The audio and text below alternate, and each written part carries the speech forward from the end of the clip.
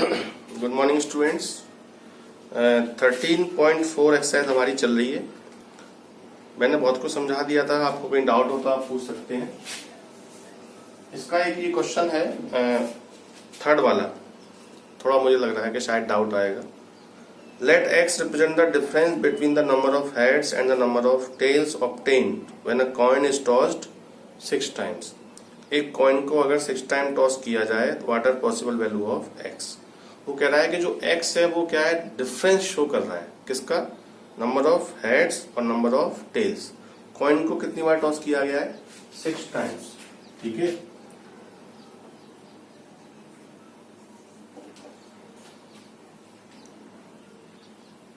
Third question,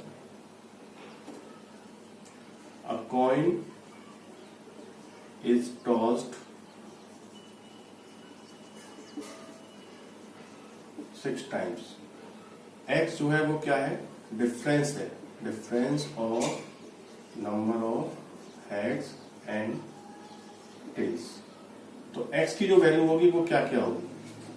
अब देखिए, शुरुआत करते हैं हम कि 6 कॉइन एक साथ टॉस किए गए। Coin is toss 6 time toss किया गया है, तो क्या क्या आएगा। तो x जो है वो नंबर होगा इन दोनों का डिफरेंस। तो मान लीजिए कि उसमें जो है वो 6, x की वैल्यू क्या आएगी, 6 हेड है और 0 टेल है। ठीक है, पहला केस।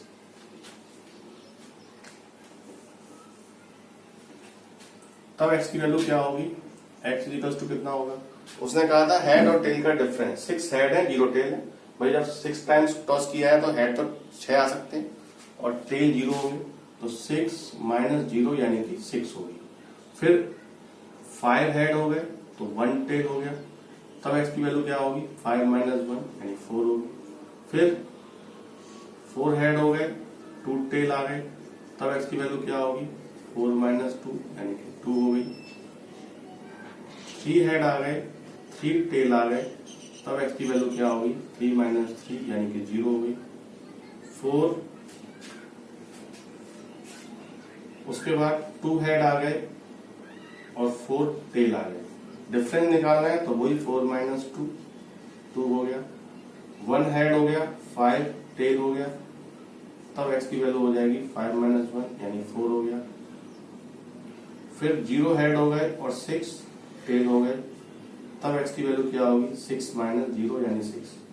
अब इसमें देखो एक चीज सबसे बड़ी खास बात कि जो हम रैंडम वेरिएबल रख सकते हैं उसमें वैल्यू रिपीट नहीं होती।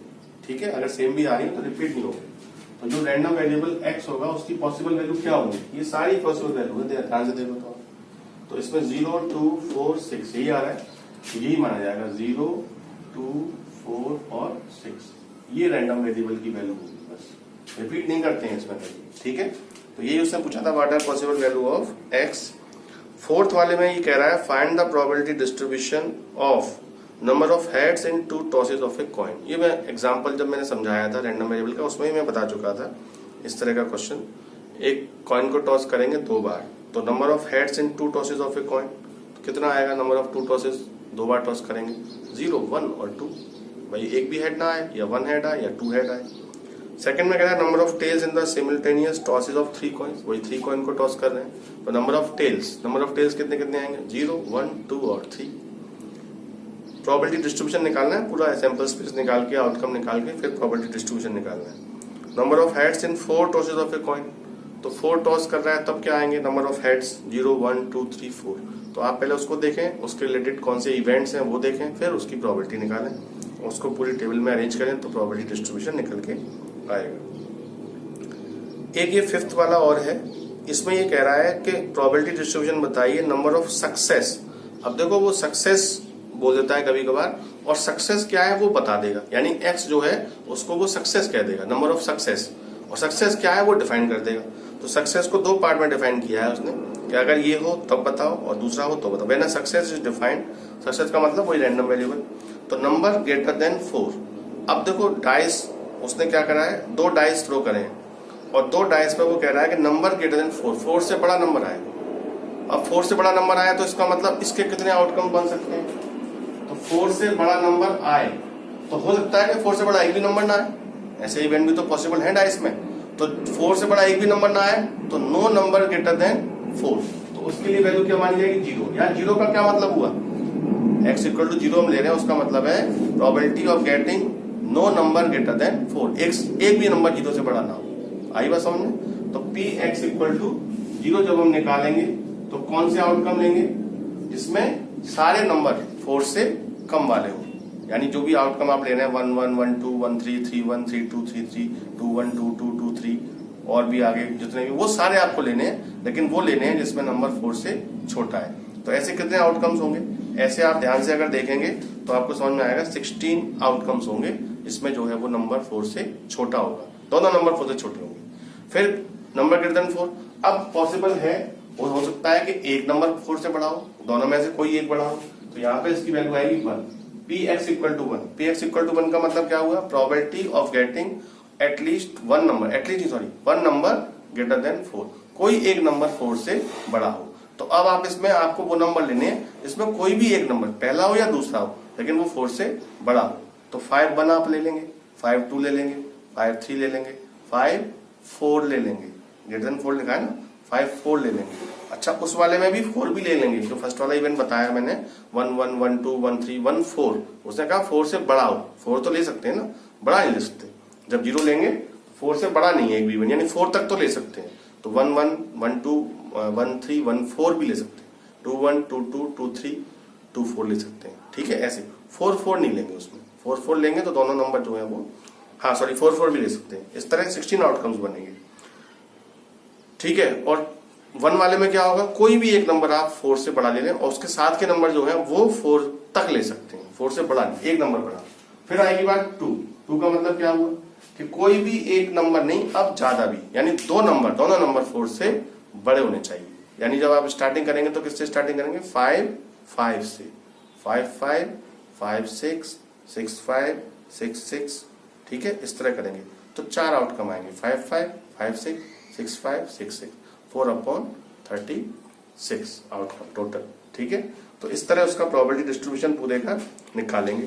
सेकंड पार्ट में कह रहा है 6 अपीयर्स ऑन एटलीस्ट 1 डाई, 6 वाले में कह रहा है, 6 वाले में कह रहा है डाइस थ्रो किए गए, वही है क्वेश्चन तो वही है। सेकंड पार्ट में रैंडम वेरिएबल से डिफाइन किया, 6 अपीयर्स ऑन एटलीस्ट 1 डाई। तो अब इसमें रैंडम वेरिएबल क्या होगा, 6 कम से कम एक बार आए, ये रैंडम वेरिएबल है, या एक भी बार ना आए। 6 अपीयर्स एटलीस्ट 1 टाइम 1 डाई, कम से कम एक डाइस पे 6 आए, या एक पे भी 6 ना आए। तो जो एक पे भी 6 ना आए उसको हम बोलेंगे P X equal to 0, 6 does not appear on any die, किसी डाइस पे 6 ना आए एक बार भी। तो ऐसे कितने आउटकम होंगे जिसमें 6 किसी पे भी नहीं आ रहा। तो आप ध्यान से देखो तो 1 4 1 1 1 2 1 3 1 4 1 5 तक आप पहुंच जाओगे, 2 1 2 2 2 3 2 4 2 5 तक पहुंच जाओगे, 3 1 3 2 3 3, इस तरह 4 भी, और 5 वाला जो है वो भी पहुंच जाएगा 5 तक।